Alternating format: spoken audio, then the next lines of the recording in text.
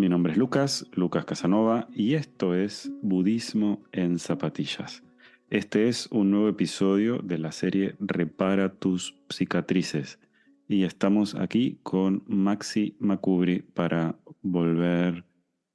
para retomar lo que habíamos dejado pendiente en el episodio anterior. ¿Cómo vas, Maxi?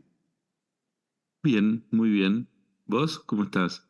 Muy bien. La verdad es que le tomé mucho cariño a esta serie y el feedback que nos van dando nuestros, nuestros oyentes, y que tienen ya muchas ganas de empezar esta nueva etapa, ¿no? La etapa que va más por la reparación. ¿Cómo podemos llamar al episodio de hoy?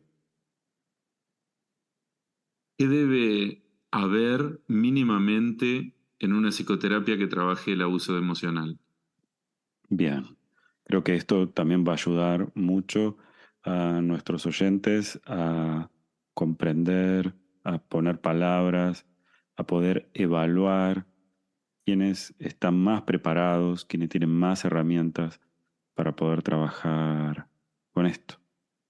Mm, Porque hablar de sanación, como figura teórica o de el diccionario retórico de las ciencias psicológicas es como muy extenso. Entonces, poder puntualizar qué debería pasar mínimamente para empezar a hablar de una psicoterapia que quiera abordar esto de manera eficiente, Mm, empática, colaborativa, humana.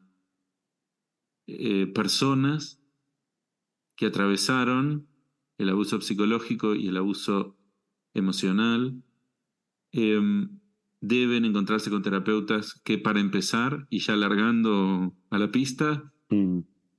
comprendan el trastorno, el posible trastorno de estrés postraumático complejo, básicamente para no invalidar a la persona en la dificultad que tiene muchas veces el síntoma de desadherirse de lo cotidiano, de las prácticas concretas, de soltar, como decís vos muy bien en tus reels, o de dejar ir, cuestión paso que necesita mucho tiempo y que se necesita hacer paso a paso, y que es un terapeuta que empiece de entrada a insistir en esto de, bueno, el furor curandis, abandonar el síntoma, lo que hace es revictimizar.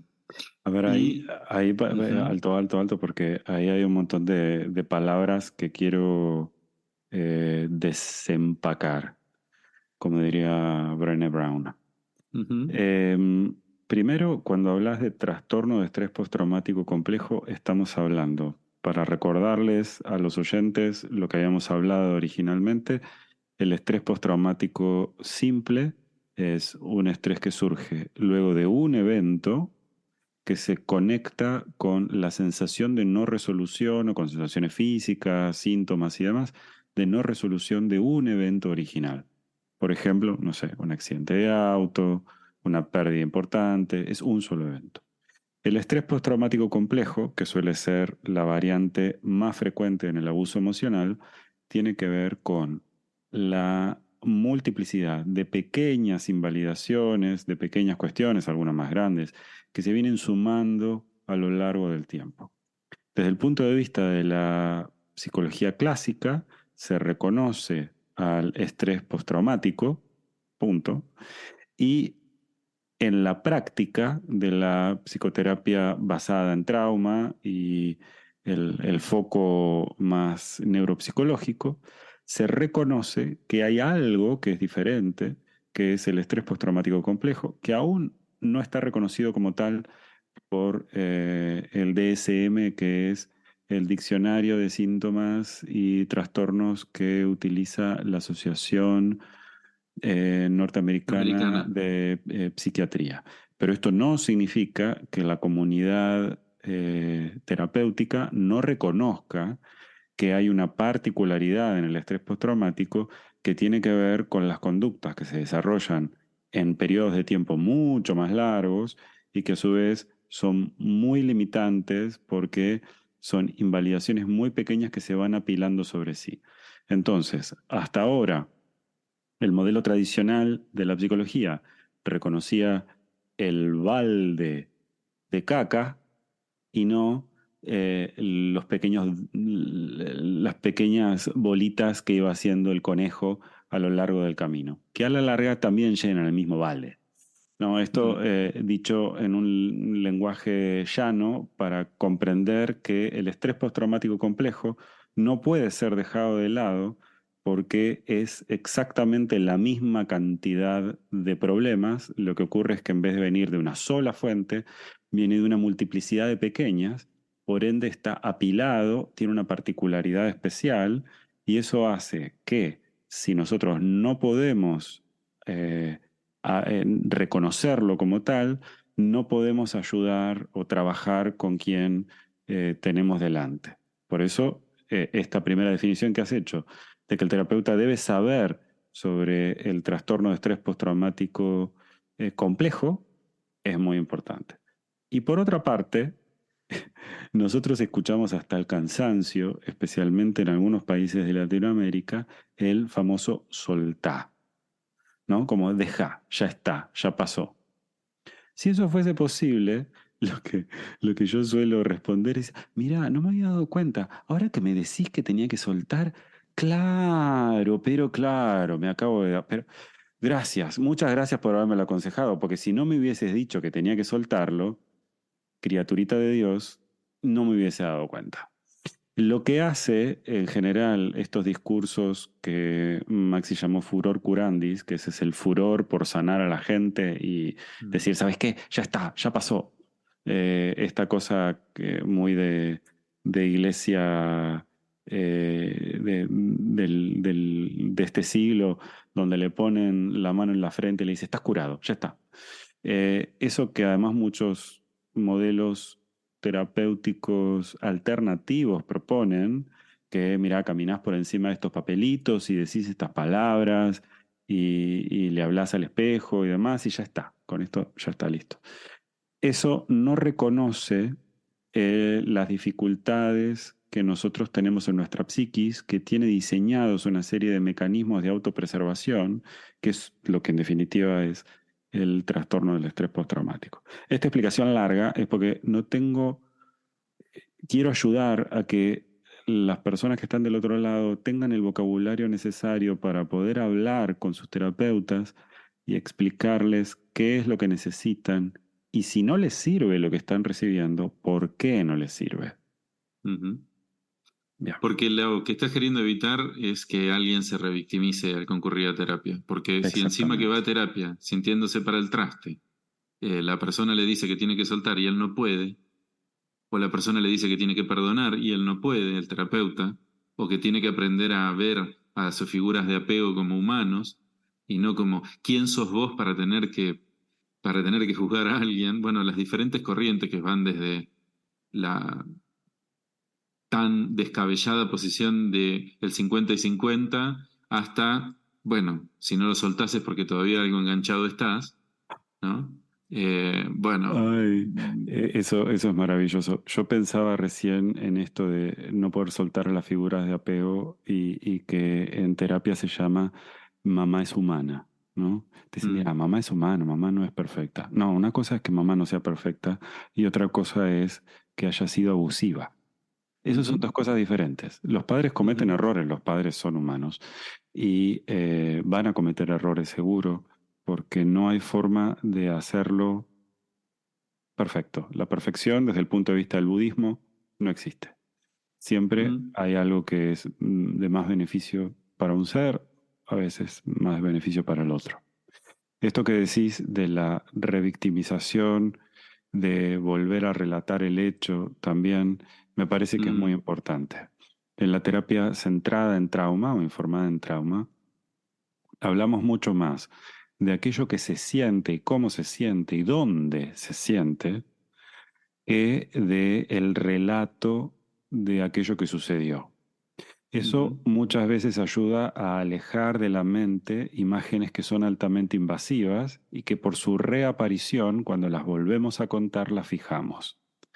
Yo siempre pongo como ejemplo esto de eh, el correcordar con otro, ¿no? Si vos y yo nos ponemos a hablar sobre algún evento del pasado, y decimos, mirá, cuando yo era chico, mi bisabuelo me encontró dibujando en la chimenea y me preguntó, ¿y de dónde viene eso?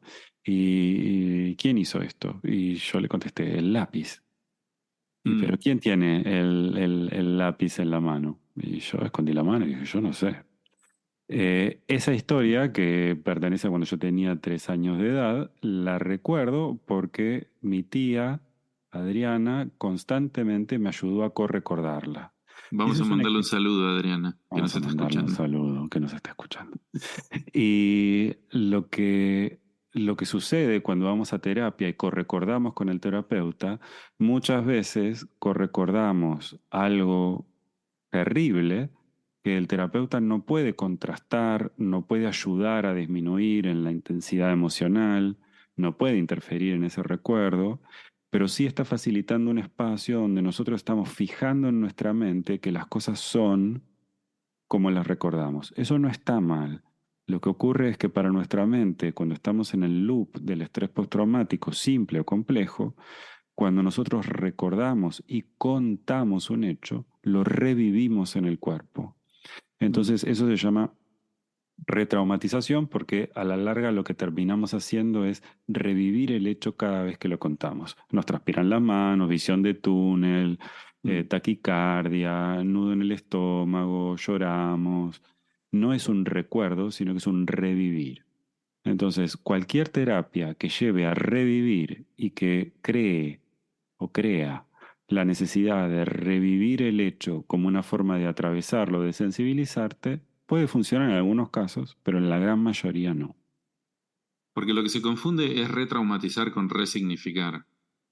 Encontrarle un Bien. nuevo sentido es saber, ahí es donde entra la palabra clave que es la resiliencia, Ujú. es saber qué puedo hacer yo con esto que me pasó, en qué lo puedo transformar, cuál es el sentido que le voy a dar, hacia dónde lo voy a dirigir, con quién lo voy a dirigir, Exacto. cómo lo voy a sostener, sobre qué red va a recaer. Resignificar no es hablar una y otra vez de lo mismo, es hacer algo con eso que nos pasó. Por ejemplo, yo diría que cuando hay un montón de sobrevivientes de situaciones potencialmente traumáticas que consiguen Mm. transformar la situación que han vivido en una causa de vida. Por ejemplo, los grupos de madres y abuelas de Plaza de Mayo que han Mm. resignificado esa pérdida y han facilitado que otras familias puedan reunirse o que los derechos de otras personas puedan ser respetados. Esto dicho sin ningún tipo de opinión política, siempre pensando en que las personas que han sufrido las pérdidas más indecibles han encontrado una forma de ser útiles a la sociedad y ayudar a otras personas a reconectarse con su familia y con su pasado. Los aprendizajes postraumáticos que devienen de la incorporación del sentido a la pérdida, hacer Ujú. algo con eso, moverlo hacia, ese es el eje de la resiliencia, Lucas, ese. Sí, Y es interesante entonces ver que cuando uno está trabajando en este tipo de terapias, está bien hablar de lo que pasó, pero siempre observando hasta dónde no vuelve a dañar a la persona como en su momento sucedió. exacto. Y no es que la desensibilización es cuando te hartás de hablarlo, es cuando empezás Exacto, a hacer lo que se mueva para algún lado a eso. exacto. Eso, ahí hay una cosa muy importante. Si yo por repetir mucho algo, llega un momento al que dejo de sentir, lo único que he hecho es desconectarme de la respuesta emocional. Y eso es una respuesta disociativa o evitativa, ¿no? Estoy ahí, pero no estoy. Si cada vez que yo cuento algo, tengo la potencia y la claridad de decir esto duele y no me paraliza, esto duele y lo he transformado en otra cosa, ahí hay un avance. Pero cuando la respuesta suele ser, y aquí ya di una pista, esto duele, pero yo tengo que seguir adelante, esto duele, pero mi vida tiene que continuar, entonces ahí hay una respuesta disociativa o de negación de aquello que sentimos. El pero, como decía Virginia Satir, una gran psicoterapeuta a quien adoro por su claridad y simpleza, el pero es divisivo. Si nosotros necesitamos hablar de algo pero otra cosa, tenemos dos realidades que no pueden dialogar entre sí y más adelante cuando hablemos de modelos terapéuticos vamos a recuperar esto. Sí, al final yo voy a terminar siendo budista y vos sistémico. claramente. Todo Bueno, se contagia menos la chiquintano. hermosura. Hasta acá, hasta acá debe estar informado en trauma, debe estar informado en el modelo de trastorno de estrés postraumático complejo, debe intentar evitar la revictimización, eso el paciente lo puede sentir o el consultante lo puede sentir porque cuando sale de la terapia no se siente peor de cómo entró, básicamente Ujú. es esa la sensación, aunque hay veces el dolor es necesario cuando uno revive algo inevitable, no debe ser el lugar en donde eso aparezca una y otra vez. Exacto. Debe dar herramientas, la palabra clave es afrontar el recuerdo, que lo ayude a resignificar, y debe entender también que, bueno, hay veces las personas tardan en entender, porque el abuso emocional es ambivalente, es cíclico, es laberíntico, está inscrito en miles de lugares que tienen que ver con la identidad, con las sensaciones, con el modo en el que nos vinculamos. Entonces es un trabajo que se puede ir haciendo de a dos y muy bien, o de a tres, si se hace o de cuatro, depende el Mm, modelo que se adopte, pero que exige paciencia, es un trabajo lento, se podría decir, es un trabajo de bordado fino, sí, a mí me gusta la idea de la integración. de bordado. Cuando, claro, porque cuando nosotros vemos nuestro pasado como dos, ¿no? Por un lado vemos aquella persona que ha sido abusiva y la vemos como contracara a alguien que ha sido buena o ha tenido buenos gestos y no queremos asumir una u otra, ¿no? No queremos que esa persona sea en Mm, nuestro recuerdo la bruja buena o la bruja mala, para ir al mm, mago Dios. Eh, ahí hay un trabajo de integración por hacer, porque justamente, como hemos hablado a lo largo de esta serie, las conexiones más profundas son las que facilitan muchas veces los abusos más grandes. ujú, Entonces, las personas con estos actos tan magnánimos que hemos llamado bombas de amor, con estos regalos increíbles, con estos gestos de sacrificio, después toman como contracara, ahora esto vos lo tenés que hacer como yo te digo, o violencia, mira lo que me haces hacer por tu culpa. Bueno, todas estas cosas que hemos hablado a lo largo de los la episodios. deuda de los cuidados, digo yo, Exacto, ¿no? sí, sí. Es esto de que el te doy, pero estás en deuda. Ah, Em, ahí pensaba una cosa, entonces, Max. mm, Cuando nosotros estamos en este punto, entonces lo que estamos hablando que el terapeuta tiene que hacer con el consultante cuando llega, cómo se llamaría? Como,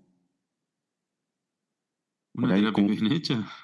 claro, pero como un brindar herramientas inicialmente, ¿no? Como Ah, sí, sí.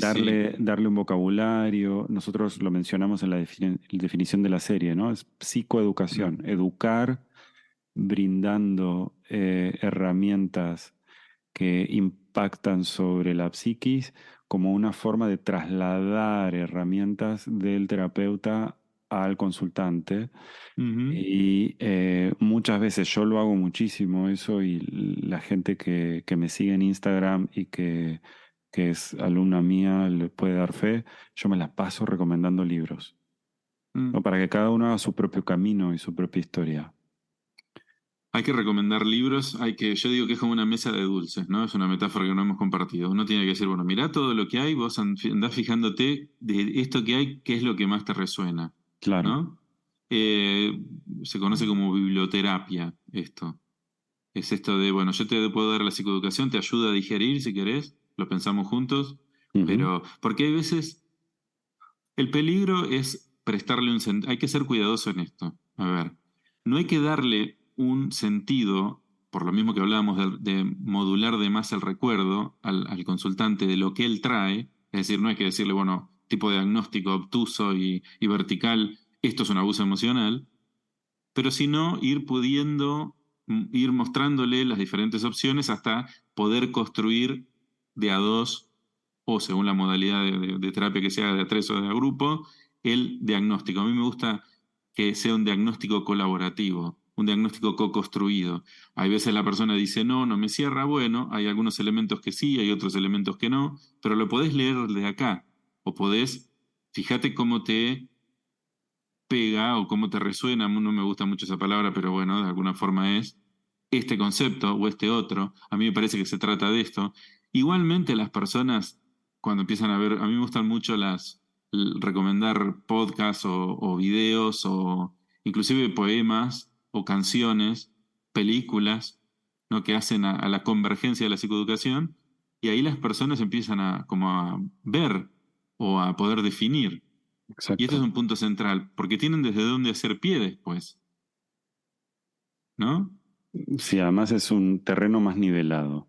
No es Mm, yo sé y vos no, mm, ni es yo estoy bien, vos estás mal, ni es yo estoy arriba y vos estás abajo, sino que hay mucha más paridad, hay una mm, transmisión horizontal, contraria a la vertical, mm, donde compartimos idealmente con palabras simples, con ejemplos mm, cotidianos, con cosas con las que uno pueda desarrollar otro parámetro, ¿no? Hay muchas personas que llegan a la consulta creyéndose los inadecuados. mm, Y el proceso de validación también empieza porque estas personas empiezan a poder explorar cómo es la realidad fuera de aquella que han vivido. mm, Entonces, que puedan comparar de alguna manera qué es ser hijo, hermano, eh, pareja, en una situación donde la cosa es más horizontal, donde estamos a la par, ¿no? Donde uno está por encima y el otro por debajo. exacto. Modelo democrático, Sí. ¿no? De encuentro clínico, de encuentro terapéutico. Bueno, hasta acá vamos planteando elementos como psicoeducación, biblioterapia, revictimización, desvalorización, cuestiones que tienen que ver con tal vez una terapia más ortodoxa o más vertical, que es la que intentamos ir abandonando, ayudar Mm, a la persona a resignificar, activar diferentes formas de afrontamiento del recuerdo.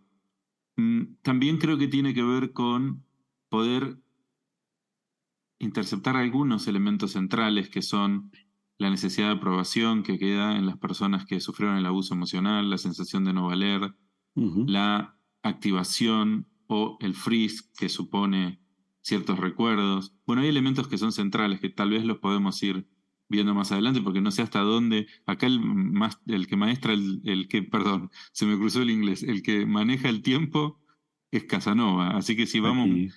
Este episodio va a ser probablemente un poco más largo que Mm, los habituales porque este es como el punto de giro que hace la serie mm, para pasar de lo que han sido las definiciones a lo que puede ser armar un plan de acción, ¿no? mm, Entonces, el hecho de poder entender que cuando nosotros estamos como con esa sensación de disco rayado, que estamos repitiendo y repitiendo y repitiendo, muchas veces lo que estamos intentando hacer es comprender o esperar que el otro nos dé algo diferente para poder salir de esos círculos viciosos que se arman en las repeticiones.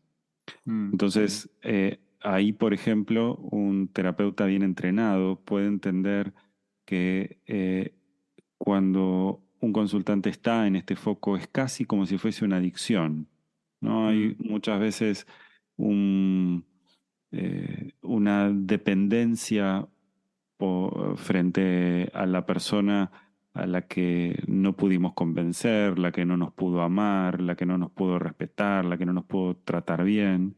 En vez de decidir en esa situación alejarnos de esa persona, lo que queremos es mantener la relación para poder finalmente conseguir que esa persona haga lo justo o lo mm, correcto. Entonces, un terapeuta bien entrenado en esto puede entender que esto se desdobla y que lo justo y lo correcto no necesariamente vendrán de esa persona, sino que mm, vendrá del sistema que uno puede construir a su alrededor. Entonces, en vez de castigar que la persona repita y repita, o que sea se revincule ambivalente, o que se revincule. exactamente, Claro, que aprenda a verlo de otra manera y que esa historia que cuenta cuando dice, este fulanita me maltrató y yo quiero que me trate bien y que me pida perdón, un terapeuta entrenado desdobla eso en fulanita me maltrató, yo merezco que me traten bien y yo me perdono por no haberme podido proteger.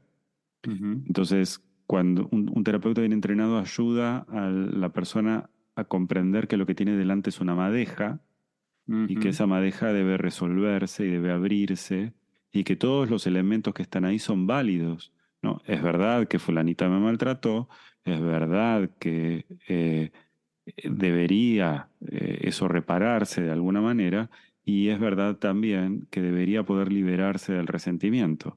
El tema es de mm, dónde tiene que venir, porque muchas mm, veces nos fijamos a través de esa ambivalencia que hemos vivido y del deseo de tener justicia en nuestra vida, mm. queremos que todo venga de aquella fuente que nos falló. Y muchas Y veces, ese es el furor claro, curandis al revés. Es cuando vos querés reparar el sistema que ya está dañado es como, ahí es donde a veces me preguntan, ¿qué es el síndrome de Estocolmo? ¿No? Como esto de, ujú, yo estoy intentando sanar al que me dañó, yo estoy cuidando al que me secuestró, yo estoy ayudando. Y bueno, también acá se ve esto del furor de querer cuidar, además de que las personas, no todas, pero gran parte de las personas que sufrieron abuso emocional son personas muy sensibles o muy empáticas. Entonces es muy común que quieran sanarse ellos sanando al otro también. claro, Y repitan, repitan y repitan, ¿no? sí. Bueno, sana, no me hagas caras, estamos en Zoom y Casanova me hace caras. Yo le Este, hago caras, yo le hago cara porque digo, decir, deja de contar mi vida, Maxi, por favor. no, no, bueno, Claro. la gente no lo sabe, el público se renueva. Mm. Este, lo que quiero decir con esto, no, no es tu vida, Lucas, es la vida de No, yo cualquier persona. me río porque yo me siento muy identificado con eso. Mis primeros consultantes antes de mi formación académica fueron miembros de mi familia. Eh, Mm, Creo que la primera persona con la que yo tuve estas charlas con la intención de reparar, ayudar o acompañar fue con una bisabuela mía. Digo, mm. y yo capaz tenía 12 años, pero hay un montón de habilidades que se resignifican y entonces el, uno deja de pensar en el rescate Sí, para empezar a pensar en el empoderamiento. sí, y además esto de primero a salvo, ¿no? Que lo hemos dicho como herramienta. El terapeuta, cuando hablábamos del ABC, como estamos intentando hablar hoy, debe entender que las personas también se vinculan una y otra vez con la fuente de la agresión, no por Ujú, sonzas, sino porque a veces están intentando esto. O están en disonancia y no entienden muy bien qué pasa, o es una variable de la dependencia emocional, o algo de indefensión aprendida, son todos elementos que pueden ir anotando, que son elementos que vamos a desglosar bien, algo hemos dicho ya, sí, exacto. pero, pero también en lo que está muy presente es esto de lo que hablábamos ayer de que se puede explorar desde la antropología, es el gesto humano por excelencia, como lo piensa Margaret Mead, de intentar reparar al otro, al semejante, al que forma el sistema conmigo, al que está en comunidad. Margaret cuenta que para ella el pasaje de la naturaleza a la cultura es no un arma o no un instrumento que se usa para cultivar o un instrumento que se usa para controlar a otra horda, sino un hueso de fémur reparado, ¿no? Alguien El intento cuidó. humano. Claro, Mm. alguien cuidó del otro durante un montón de tiempo cuando el otro no podía cuidar de sí mismo. Y ahí creo que hay una intención humana. Además es esto de, a mí me gusta resignificarlo así, cuando las personas vuelven y vuelven. Primero, hasta dónde, vos también sos un otro, que eso es algo que compartimos en nuestros modelos, Mm. pero por otro lado, es tu parte humana intentando reparar algo. Es es tu empatía, es tu sensibilidad, es tu pasaje por este plano intentando ayudar al otro. Porque eso es lo que nos hace humanos. Ese es el pasaje de la naturaleza a la cultura. Yo ahí insisto mucho en la frase trabado, no roto. Ujú, La gente se ve a sí misma como rota porque como no existe como ser completo separado de otro, porque ha estado en estos sistemas de dependencia, ahora siente que no funciona o que no tiene función. Y muchas veces es estar trabado, como girando en falso sobre ese recuerdo antiguo.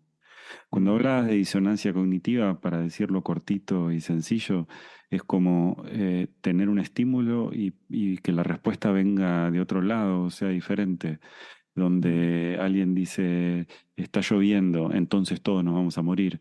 Digo, eso es, no tiene relación la causa con el efecto.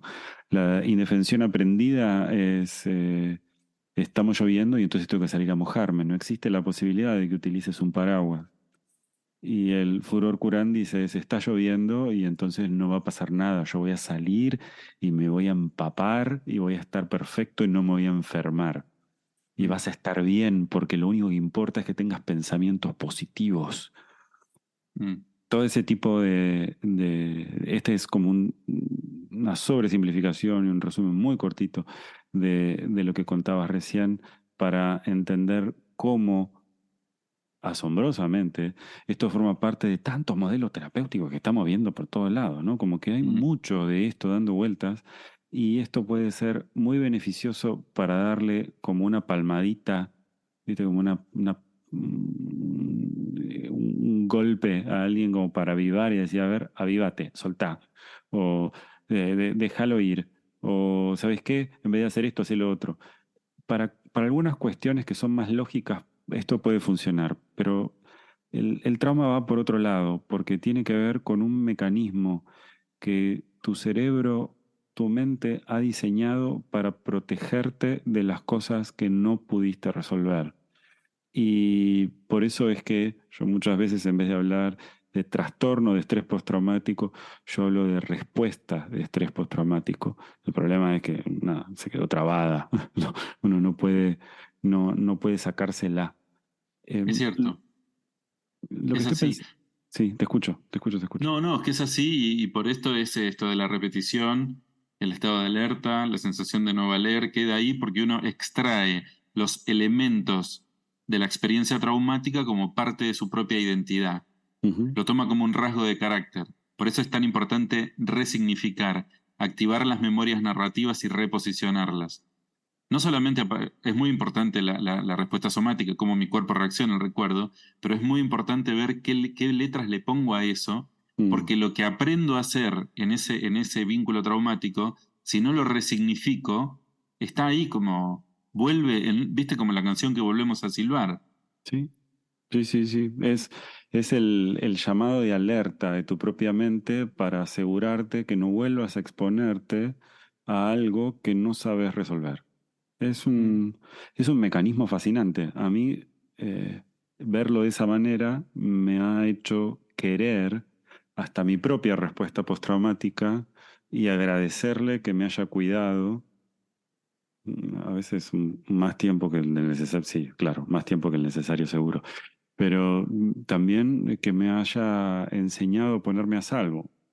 Pero Y Lucas, las narrativas populares, sobre todo las europeas, cuando hablan de los núcleos dramáticos de los cuentos infantiles, por ejemplo, es el aprendizaje postraumático. Es lo que Caperucita Roja, aprende. Sí, sí, La Caperucita Sirenita. Roja, Blancanieves, no, esos no son tan antiguos, pero fíjate Rapunzel y la otra. No, Rapunzel, ¿no? La secuestra la madrastra para robarle el pelo, que con ese pelo rejuvenecía. Entonces, bueno, hay alguien de su familia que está absorbiendo su energía vital para mantenerse hidalga, Mm, ¿no? La madrastra de Blancanieves, ¿no? O la tía que la maltrata y la hace trabajar para mantener a sus hijas en el poder, digamos, ¿no? La, la, mm, la cuestión de la Bella Durmiente, los celos, que no se sabe si es la madre o la madrastra. Bueno, y en todos estos relatos está el aprendizaje postraumático como el brillo, digamos, no es una mirada sonsa, ¿eh? No es, uy, mirá todo este dolor, pero después, pues parece también de alguna manera algo digamos, pare de sufrir, ¿no? Como una fe ciega. No, el aprendizaje postraumático, después que pasaste toda esa bosta, es real. mm. Es Es maravilloso. real. ¿Sabes qué es una cosa que estoy pensando, Maxi? Me parece que esta definición que hemos hecho, que ha sido un poco más larga que las habituales, valió la pena y Ujú, que quizá lo que podemos hacer para darle un respiro a nuestros oyentes es hacer esto un capítulo doble. Es decir, que ujú, ahora hacemos el cierre de este y ustedes ujú. van a poder escuchar inmediatamente después, publicado a la vez, un capítulo donde vamos a hablar especialmente de cuáles son las técnicas que se aplican y cómo se desarrollan. ¿Qué te parece? Me parece correcto. Entonces, lo que vamos a recapitular es que cerramos aquí aclarando cuáles son las cosas que los profesionales con los que vamos a trabajar tienen que estar alertas, tienen que poder conocer, tienen que saber que trabajamos en eso y que tenemos el lenguaje para saber que cuidamos al consultante en su proceso de recuperación, que no es que nosotros intentamos arreglarlo, sino que le brindamos el espacio y las herramientas para que hagan su propio trabajo interno. Me encantó el cierre. Muchas gracias. Esta música que estás escuchando ahora es de mi amigo el músico uruguayo Gustavo Ripa. Si querés hablar con Maxi, lo encontrás en Instagram como @psico.maxi y a mí, por supuesto, como @lucas.casanova.yoga. Si querés escuchar todos los episodios de la serie Repara tus cicatrices, los podés encontrar en mi página lucascasanova.com/repara. Acordate que no estás roto, simplemente estás trabado. Namaste.